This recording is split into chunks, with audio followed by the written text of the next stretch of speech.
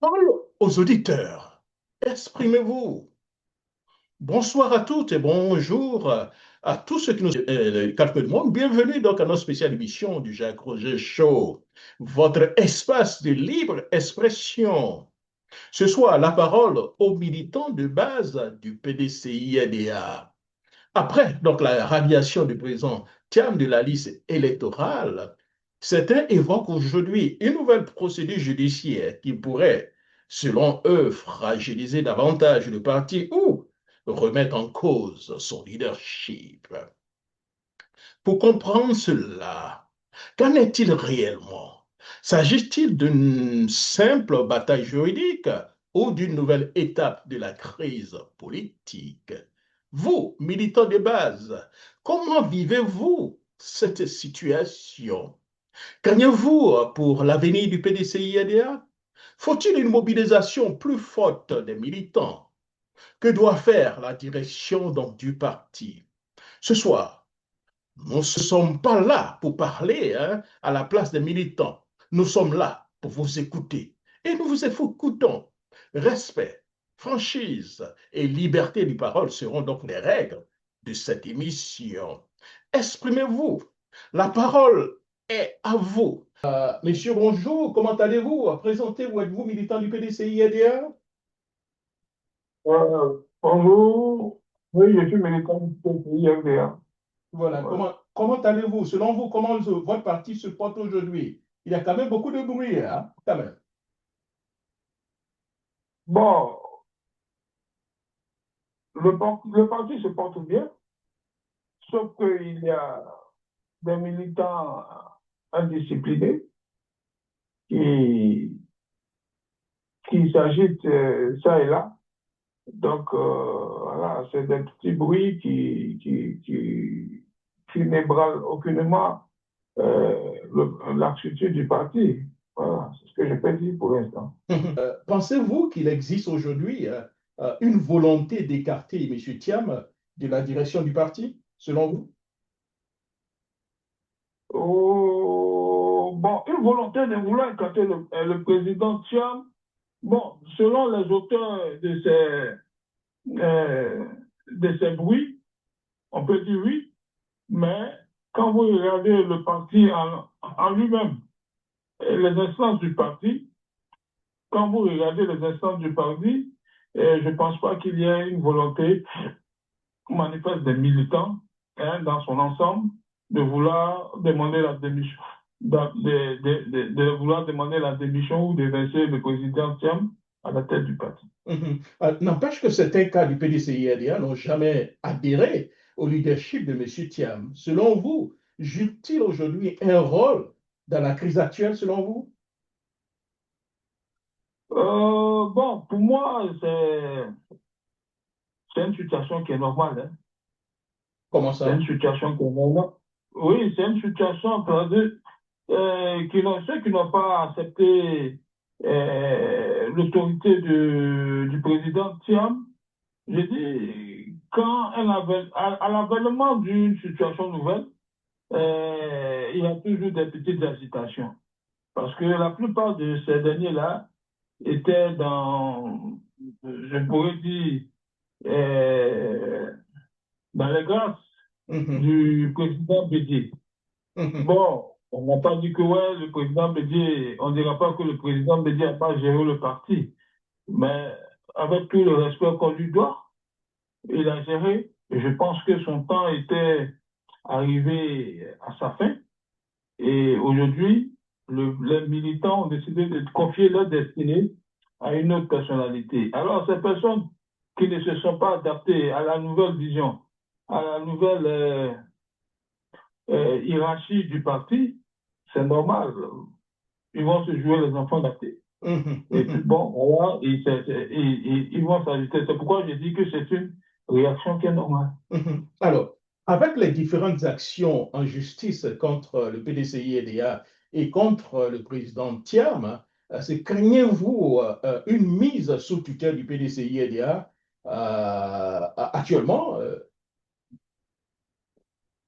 Bon, je ne voudrais pas commenter une affaire en justice, Pour nous autres, une mise sous tutelle, je pense que euh, ce qui s'est passé récemment à Yamoussoukro, ce n'est ni un bureau politique, ce n'est ni un congrès qui s'est tenu.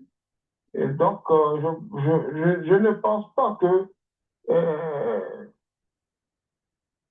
les structures, les instances du parti en elles-mêmes soient véritablement touchées par par ce courant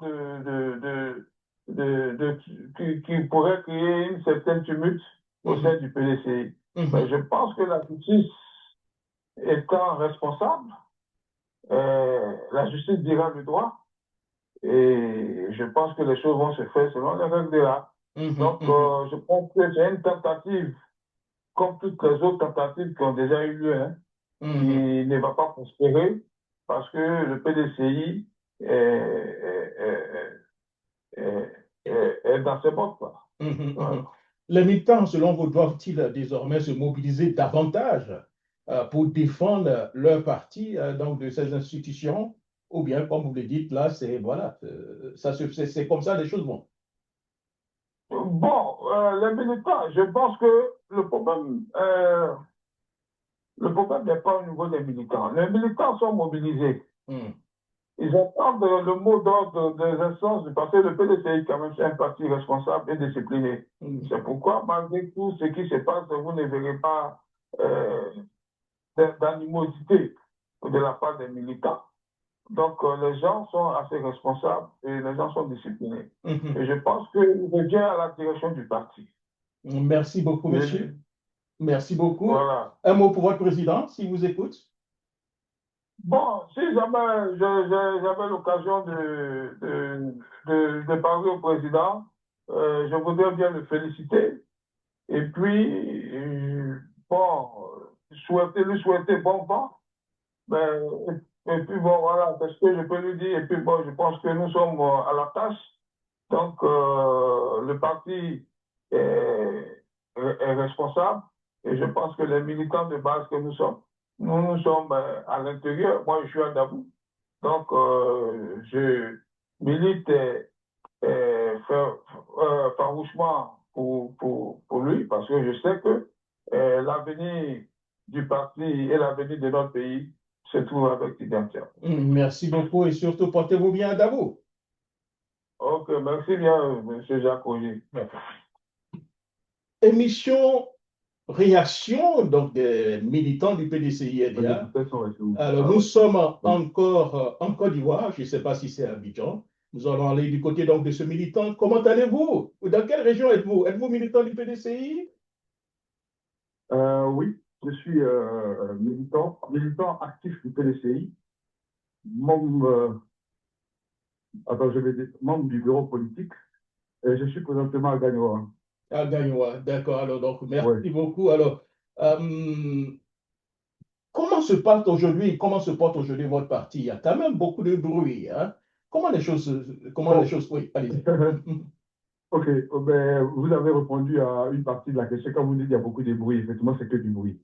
Vous savez, il y a du bruit au PDCI parce qu'il y a des personnes qui n'ont pas une attitude assez correcte. Je disais, comment on appelle, hier à un des militants qui m'a même posé la question et qui disait que pourquoi chaque fois c'est le PDCI qui est dans une position offensive en train de se défendre et tout ça, ça fait beaucoup de bruit.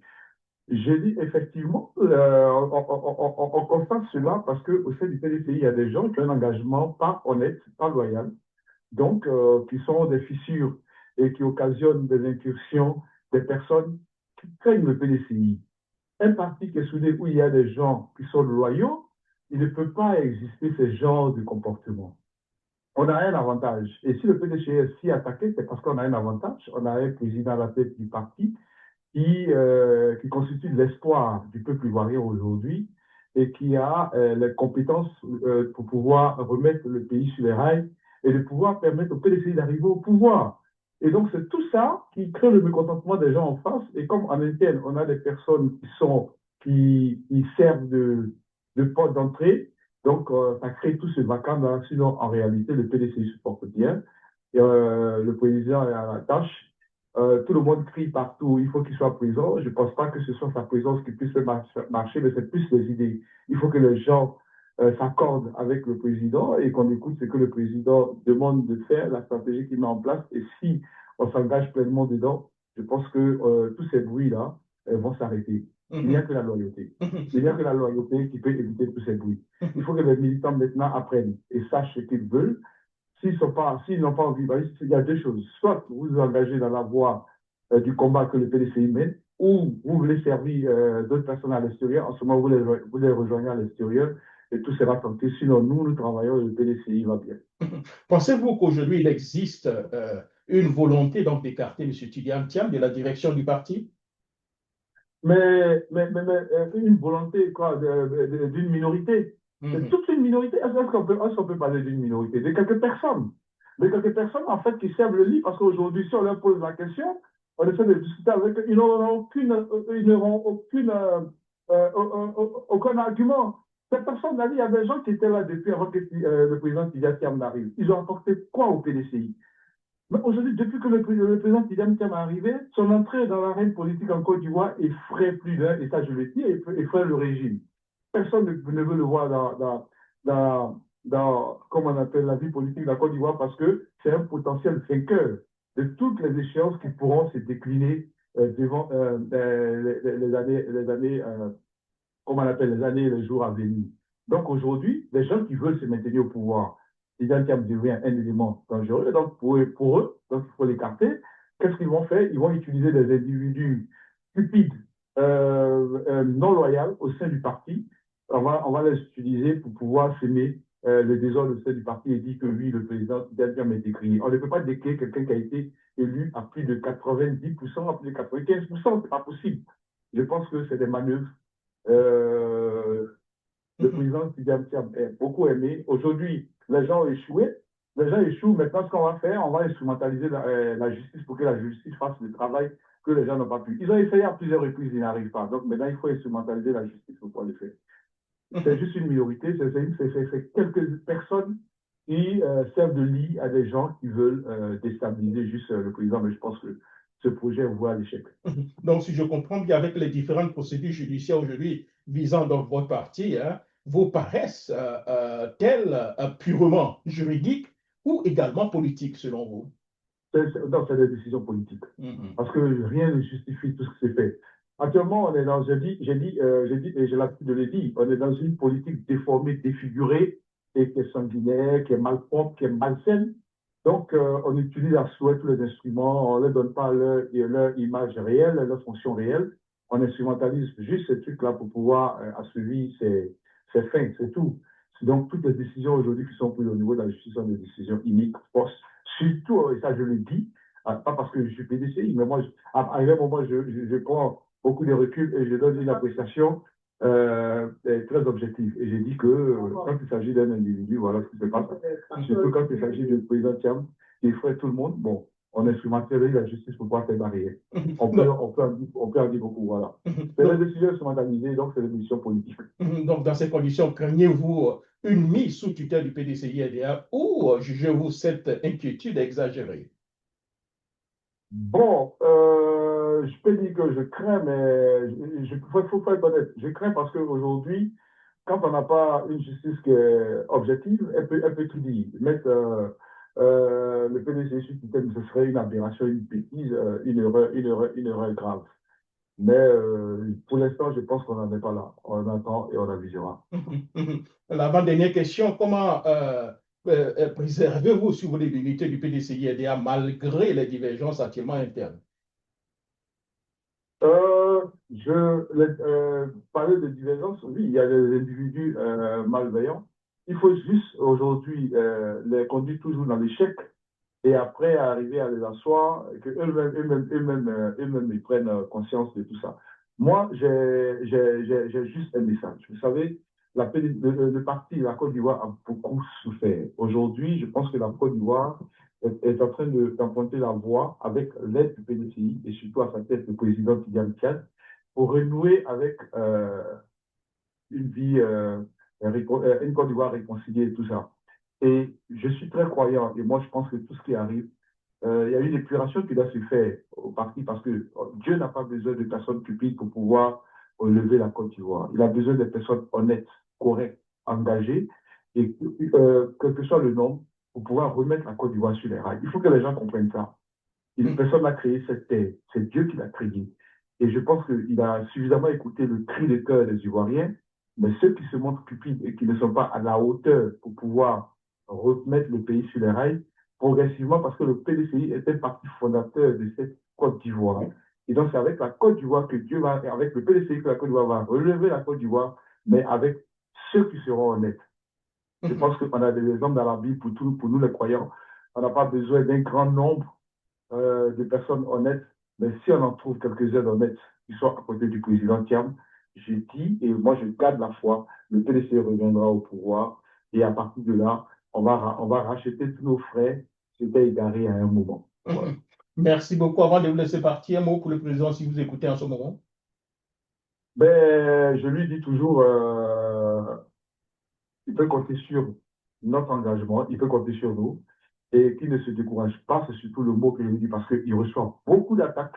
C'est pas facile pour un être humain, c'est un être humain après tout, mais qu'il sache qu'aujourd'hui, il porte un poids, un fardeau qui va s'alléger bientôt et que il a des personnes quand même qui sont dans la discrétion, qui prient, qui le portent, qui le soutiennent et que cette mission qui lui a été destiné, qu'il continue à considérer comme une mission divine et qu'il continue le combat et qu'il sortira vainqueur. Il soit sûr de ça. Il a dit au début, et nous sommes à côté, nous le portons en prière, nous menons des actions pour pouvoir l'aider à continuer cette mission. Qu'il ne se décourage jamais. Merci beaucoup à Gagnois et à Yoka. Allô, allô. Encore de la Côte d'Ivoire, nous avons cette fois-ci une militante en ligne. Bonjour madame, dans quelle région êtes-vous? Présentement au nord. Au nord. Oui, oui, c'est à Korogo présentement. Ok, vous êtes militant du PDCI-ADA, c'est ça? Oui, je suis militante de PDCI-ADA. D'accord. Alors, madame, la première question, il y a quand même beaucoup de bruit actuellement au PDCI-ADA. Qu'est-ce que tout cela vous inspire? Qu'est-ce qui se passe dans votre parti? Bon, moi je pense que les ennemis du PDCI se trouvent au PDCI. Il faudrait que nous tous on reconnaisse ça d'abord. Et puis aujourd'hui, les tests qu'ils avaient établis là, il faudrait qu'on revoie aussi les tests parce que vous voyez que tous ces problèmes-là demeurent toujours au sein du PDCI, c'est que c'est les textes. Les textes ne sont pas trop approfondis, donc il faudrait qu'on puisse réorganiser les choses pour pouvoir, comment on appelle ça, mettre les choses au point. Lors d'un congrès, voilà. Donc, il faudrait que tous ces traites-là, moi, je ne peux pas comprendre que le PDCI n'est pas le seul parti d'opposition en Côte d'Ivoire. Nous avons plusieurs partis politiques. Plusieurs partis, mais toujours c'est le PDCI. Tellement que les gens ne veulent pas voir le président Thiam à la tête de ce parti.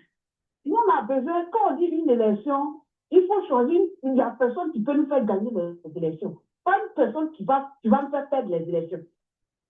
Donc, nous tous, nous, on a dit en président Thiam qu'il peut nous faire gagner les élections, raison pour laquelle nous, la jeunesse de PDCI, nous sommes avec le président Thiam matin, midi et soir. Donc, ceux qui ne veulent pas voir le président Thiam, qui dégage. Il dégage. L'absence du président Thiam, là, ça n'inclut, en fait, ça ne peut pas freiner les activités. Ça ne peut pas freiner les activités. Voici comment on appelle ça, Soro John qui est en exil. Mais ces militants sont là. Mais vous avez une fois entendu bruit? Non. Mais le PDCI toujours bruit. PDCI toujours bruit. S'ils ne veulent pas demeurer au sein du PDCI, ces ennemis-là. Qui quitte le PDCI, nous qui sommes avec le président Samon, on va rester avec lui. Parce que quand c'est comme ça, c'est honteux. Sur le plan national comme international. On a choisi une personne, nous tous, on s'aligne derrière lui pour que les choses puissent évoluer. Mais à ce moment, c'est eux. Ou bien, bon, c'est qu'eux, ils veulent, le président Sam ne leur donne pas, peut-être c'est ça. Comme le président Bédier aussi, peut-être qu'il était là, il leur donnait tout ce qu'il voulait. Mais qu'ils sachent aussi que chacun a sa manière de marcher. Chacun a sa manière de marcher. Donc, il faudrait qu'on puisse jouer un franc jeu au PDCI pour que tu puisses avancer. Matin, on est PDCI. Le soir, on sera dans RHTP. Hein? Et à chaque moment, quand tout se divise, ça ne va pas, et puis on accuse les autres partis, il ne faut plus on va accuser les RHTP. C'est nous-mêmes. Donc, Alors, Papa Roger, vraiment, c'est un peu ça. j'ai compris votre cri de cœur. Alors, l'avant-dernière question, craignez-vous que ces différentes actions en justice contre le PDCI et contre le président Thiam conduisent à la mise sous tutelle de votre parti? Vous craignez un peu cela ou bien c'est un peu exagéré?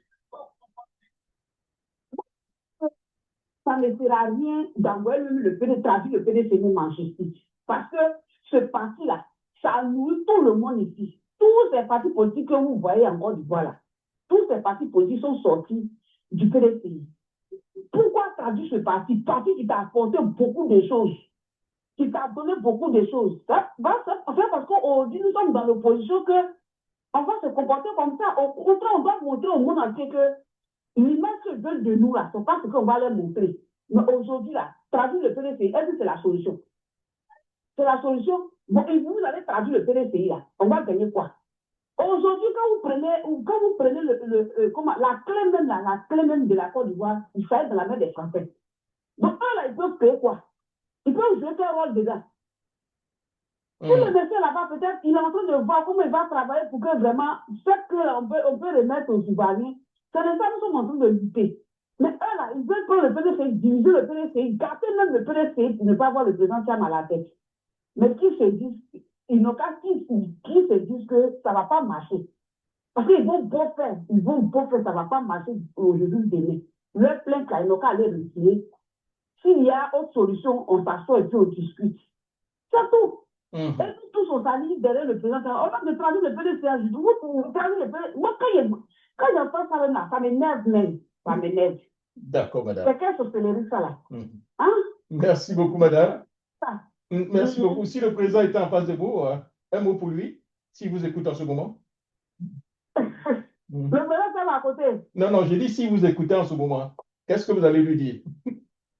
Bon, je vais lui dire que vraiment, il n'a qu'à avoir le cardio. C'est pas facile. Parce que la politique, c'est une sorte d'humiliation. À chaque moment, tu es humilié, tu es exposé. Donc, vraiment, nous qui sommes avec lui, là, on est toujours avec lui. Là, surtout la jeunesse PDCI, nous sommes avec lui. Aujourd'hui, moi, je suis en train de te parler là. Si moi, je suis au PDCI, c'est à cause du président Thiam que moi, je suis là. Demain, là, si le président Thiam n'est pas là, je ne souhaite pas. S'il n'est pas là, tu vas plus le voir au PDCI. Tu vas plus le voir même dans un parti politique. Il va m'asseoir. Donc, nous, on lui dit vraiment, qu'il ait le courage. C'est pas facile. Mais nous sommes avec lui. Matin, midi et soir. Nous sommes avec lui, en tout cas, la jeunesse avec lui. Donc, que le Seigneur aussi lui donne longue vie, surtout une santé de fer. Le plus beau cadeau, c'est la santé. Une fois qu'il est en bonne santé, il est en vie, là, ça va donner. D'accord. Merci beaucoup, madame. Merci beaucoup. Et surtout, portez-vous bien. Au revoir. Merci. À vous également. Merci.